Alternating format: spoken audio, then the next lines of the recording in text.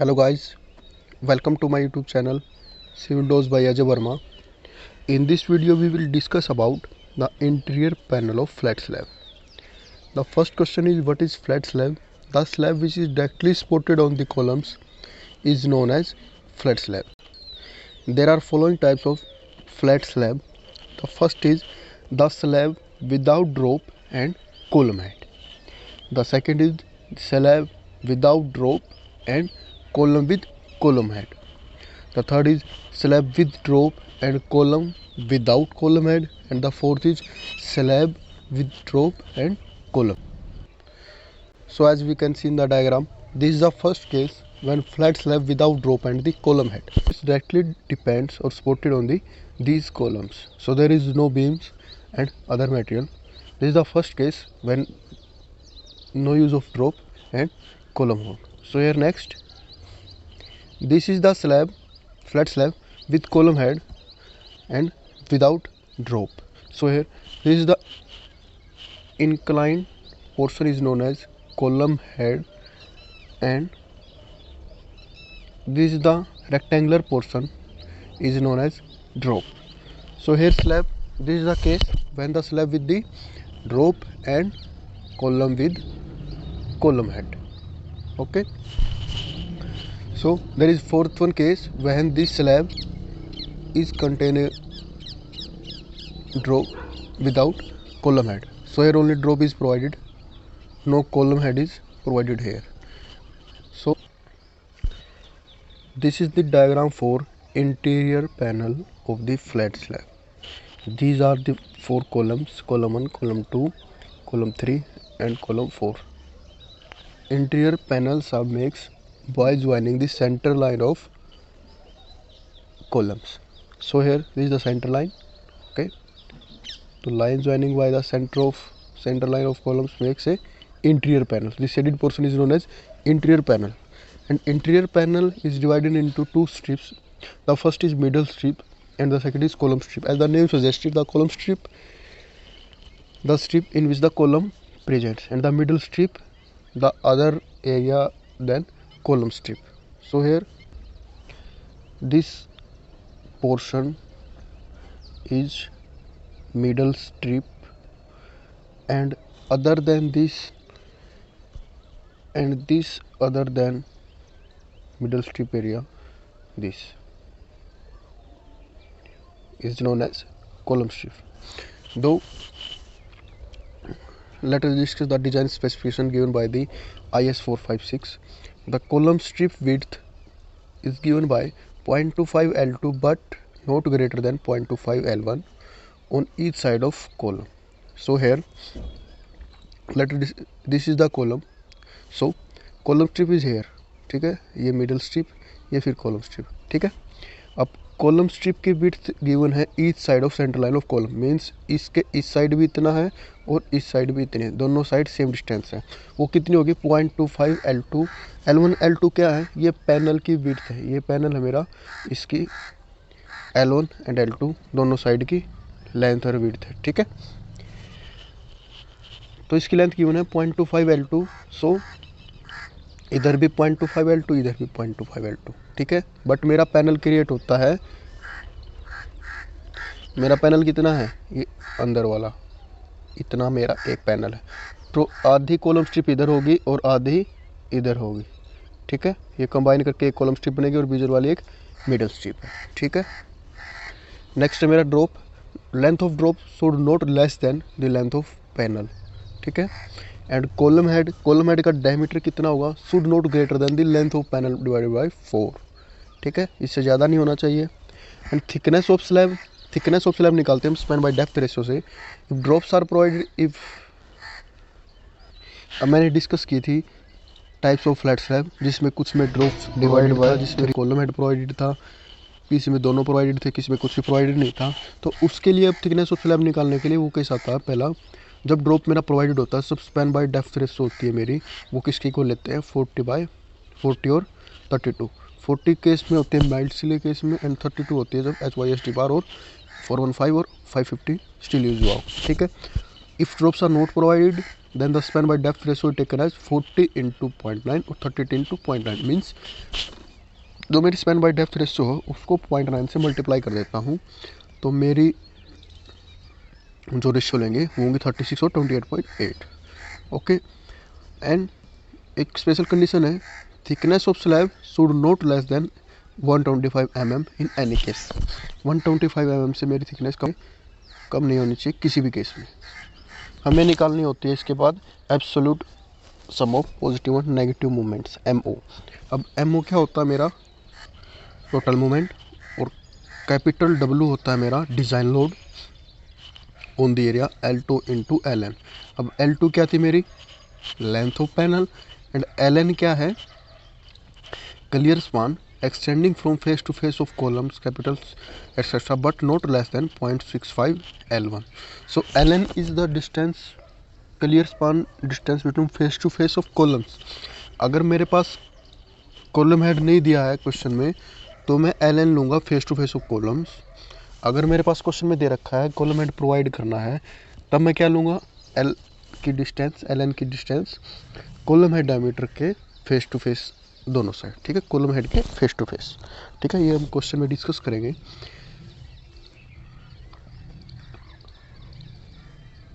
अब बात आती है डिस्ट्रीब्यूशन ऑफ मूवमेंट। डिस्ट्रीब्यूशन होता है MO का नेगेटिव एंड पॉजिटिव में। नेगेटिव मूवमेंट होती है मेरी 65% और पॉजिटिव होती है 35%, ठीक है।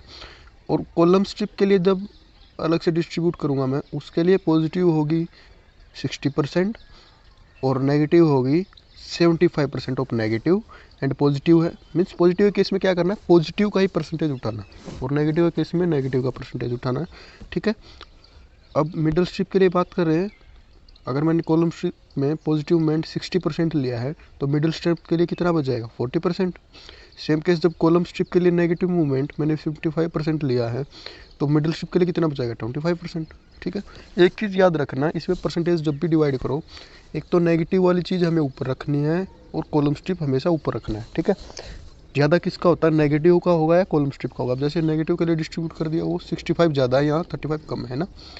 अब ऐसे जब कॉलम स्ट्रिप के लिए डिस्ट्रीब्यूट कराओ तो ज़्यादा वाली वैल्यू किधर है कॉलम स्ट्रिप पे और कम वाली किस में मिडल स्ट्रिप में। अब क्वेश्चन स्टार्ट करते हैं। Design interior panel of a flat slab with panel size 6 metre to 6 metre supported by the columns of size 500 mm into 500 mm, provide stable drop and take live load as 4 kN per meter square, use M20 and Fe415 steel. So जब भी हम अभी ये question start करेंगे ना, मैं हर case का बताता जाऊंगा कि यहाँ पे अगर ड्रॉप प्रोवाइड नहीं है तो क्या होगा और ड्रॉप प्रोवाइड है तो क्या हो रहा है, ठीक है। अगर कॉलम हेड प्रोवाइड होता तो क्या होता है और कॉलम हेड प्रोवाइड नहीं है तो क्या हो रहा है, ठीक है। तो मैं सारी चीज़ें डिस्कस करता चलूँगा। अब स्टार्टिंग में हम निकालते हैं डायमेंशंस। अब डायमेंशंस निकालने के लिए क्या करेंगे थिकनेस निकालेंगे स्लैब की। थिकनेस स्लैब की कैसे निकालते हैं स्पैन बाय डेप्थ रेशियो से। अब मेरे पास स्टील कौन सा यूज हो रखा है Fe415, ठीक है। Fe415 स्टील है तो मेरे पास वैल्यू थी 32, ओके पीछे गिवन है। और यहाँ पे ड्रॉप प्रोवाइड कर रखा है तो डेप्थ रेशियो को भी एज इट इज यूज़ करूँगा मैं, ठीक है। इसको 0.9 से मल्टीप्लाई नहीं करूँगा, ठीक है। अगर ड्रॉप प्रोवाइड नहीं होता तो इसको इंटू 0.9 करता मैं, ठीक है। तब मेरी वैल्यू निकल के आती है थिकनेस ऑफ ड्रॉप। अब प्रोवाइड करेंगे 187 है 190 मैंने एज्यूम कर लिया है, कवर एज्यूम कर लिया 30 mm का, तो टोटल डी ओवरऑल डेप्थ कितनी होगी मेरी 220 mm, ठीक है। सॉरी mm है यहाँ पे। अब ड्रॉप का थिकनेस मैंने एज्यूम कर लिया 50 mm, तो ड्रॉप के ऊपर मेरी थिकनेस कितनी होगी 190 + 50 और 220 + 50, ठीक है। अब साइज है ड्रॉप का, ये भी IS456 ने गिवन है, should not be less than L/3। मेरी पैनल का साइज कितना गिवन है 6/6। एक बार इसका डायग्राम बना लेते हैं। ये मेरा पैनल कुछ ऐसा गिवन है 6/6 इसकी डायमेंशंस दे रखे हैं, ठीक है। अब ड्रॉप प्रोवाइड कहाँ पे होगा यहाँ पे ड्रॉप प्रोवाइड होगा हर कॉलम के ऊपर, है ना, ऐसे। तो इसका साइज कितना आएगा should not be less than L/3। तो L मेरा 6 तो 2 मीटर आया, तो लेस देन नहीं लेना तो मैं 3/3 मीटर का ले लेता हूँ। तो 3/3 मीटर मेरा ये 3 मीटर इधर 3 मीटर इधर 3 मीटर इधर, ये मेरा ड्रॉप हो गया, ठीक है। अब इसके बाद मुझे निकालनी है column strip width and middle strip width. तो IS456 ने डाटा दिया था कि कॉलम स्ट्रिप विड्थ होगी मेरी, वो कितनी होगी 0.25 L2 होगी on each side of column centre line. ठीक है, अब जैसे मैंने बताया है ये शेडेड पोर्शन मेरा होता है मिडल स्ट्रिप, एंड जो कॉलम के ऊपर जो सी विड्थ होती है मेरी वो होगी column strip. So column strip की विड्थ दी है 0.25 L2। 0.25 L2 कितना होगा 1.5 metre on each side of column. ये मेरी कॉलम की सेंटर लाइन है यहाँ पे। ठीक है, अब इसके इस साइड भी, इधर भी 1.5 है, इधर भी 1.5 है। ऐसा सेम केस इस कॉलम में भी होगा, इधर भी 1.5 है, उधर भी 1.5 होगा, लेकिन मेरा पैनल इतना सा है।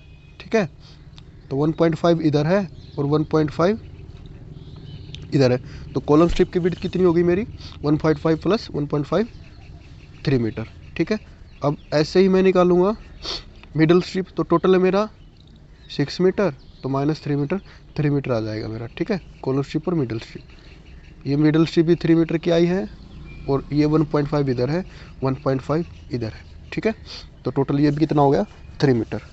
अब इसके बाद निकालेंगे लोड कैलकुलेशन। उसके लिए सबसे पहले सेल्फ वेट निकालेंगे। 0.27 मेरा क्या है डेप्थ है, 25 मेरी डेंसिटी है, तो ये कितना आया 6.75। फिनिशिंग लोड मैंने अज्यूम कर लिया 1 किलोमीटर पर मीटर स्क्वायर। लाइव लोड मेरे पास गिवन है 4। देन टोटल लोड आएगा मेरा 11.75 किलोमीटर मीटर स्क्वायर। और फैक्टर बना लेंगे इसको 1.5 से मल्टीप्लाई करके 17.625। ठीक है, LN। अब इसके बाद डिज़ाइन लोड निकालना जो मेरा MO में यूज़ होता है। MO का फॉर्मूला क्या होता है, MO is equal to capital W into LN by 8। ठीक है, मुझे कैपिटल W निकालना। कैपिटल W का क्या फॉर्मूला है, स्मॉल w जो मेरा डिज़ाइन फैक्टर लो निकाला इंटू L2 इंटू LN। अब बात आती है LN। LN क्या है मेरा, अब LN की वैल्यू बताई थी मैंने। अब जैसे LN की वैल्यू बताई थी, LN क्या होता है clear span between face to face of columns, capital column head.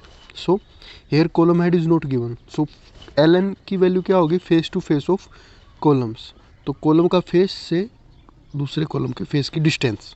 ठीक, अगर इस केस में मेरे पास कॉलम हेड होता तो इसके ऊपर एक कॉलम हेड का केस ऐसे बनता है, यहाँ पे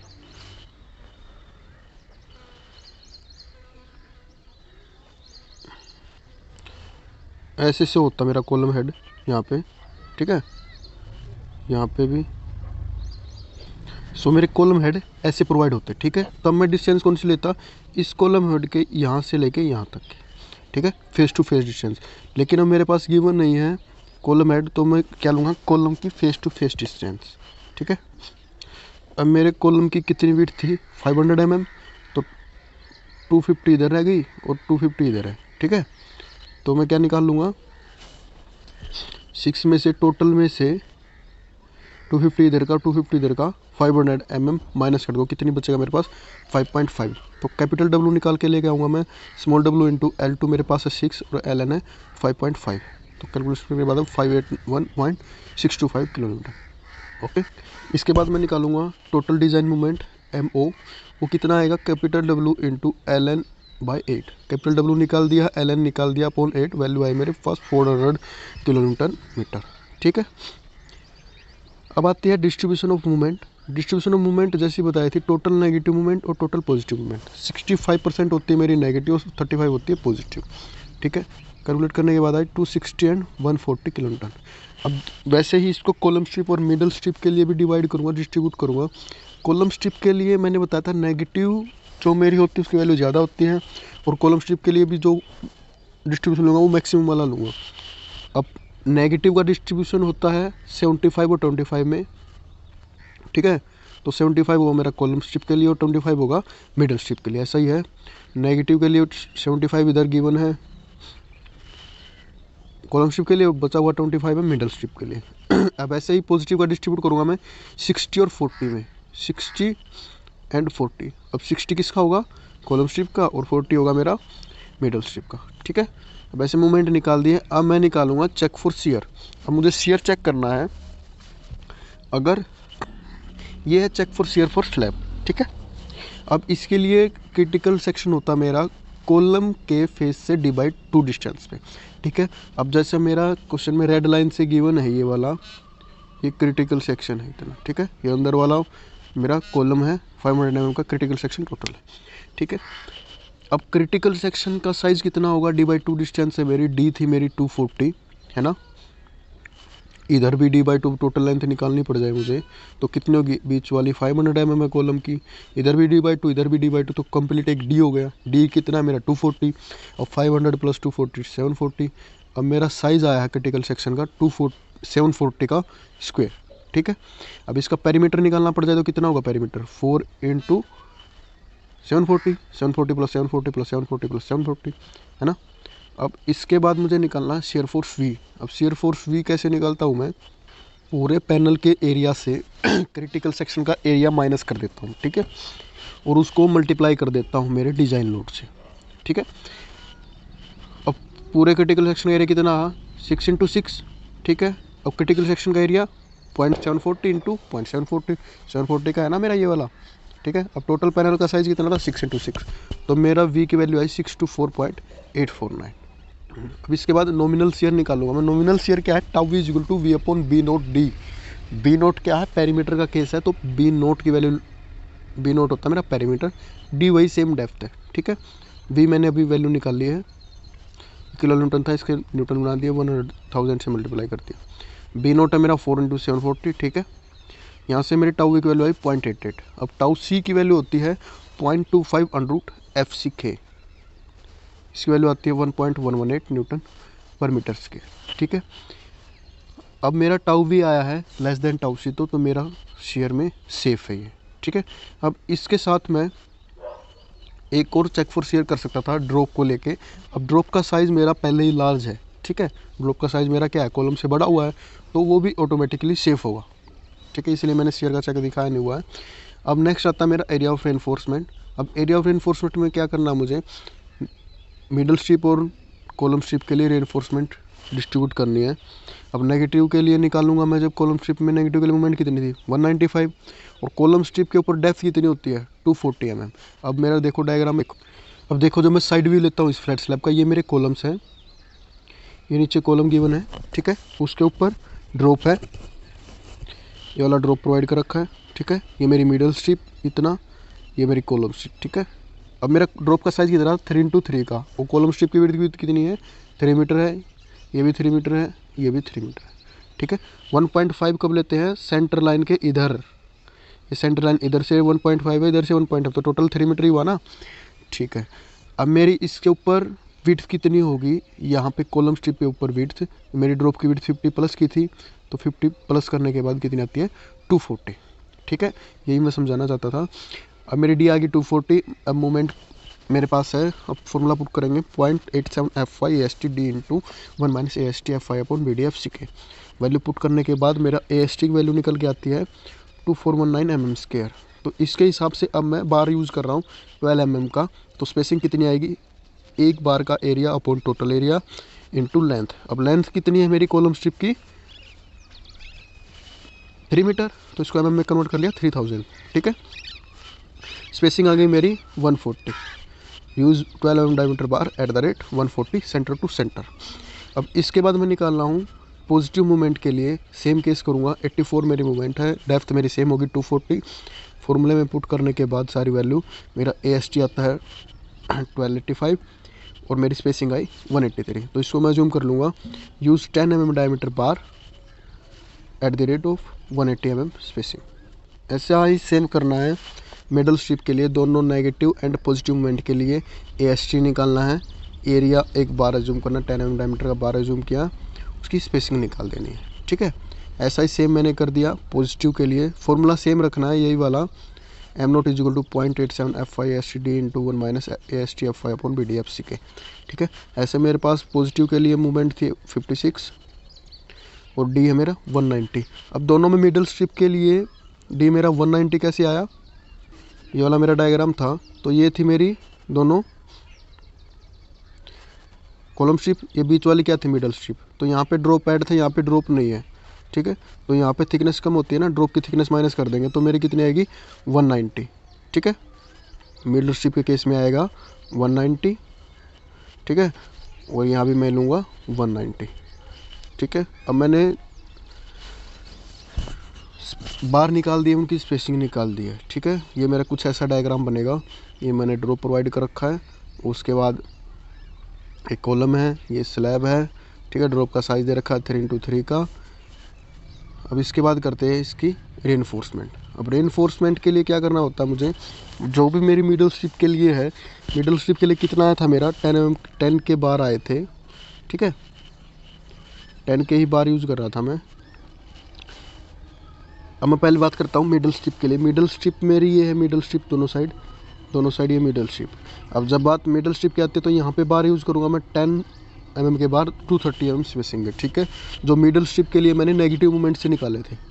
अब उसके बाद जब ऊपर की साइड कॉलम स्ट्रिप की तरफ जाऊँगा तो उधर मैं यूज़ करूँगा जो मेरी पॉजिटिव रेनफोर्समेंट आई थी ना कॉलम स्ट्रिप के लिए, वो वाले बार। ठीक है, अब जो मेरे नेगेटिव रेनफोर्समेंट आई है कॉलम स्ट्रिप के लिए, वो मैं यहाँ मैंने शो कर रखे हैं कॉलम के पास। ये रहे 12 mm diameter bar 140 centre to centre spacing. ठीक है, ये मेरी मेन रेनफोर्समेंट। ठीक है, इसके बाद जो ये डिस्ट्रीब्यूशन होगी वो कितना होगा 10 mm बार, जो तेरे उसकी स्पेसिंग आ रखी है। तो दिस इज द मेरा क्वेश्चन कंप्लीट होता है।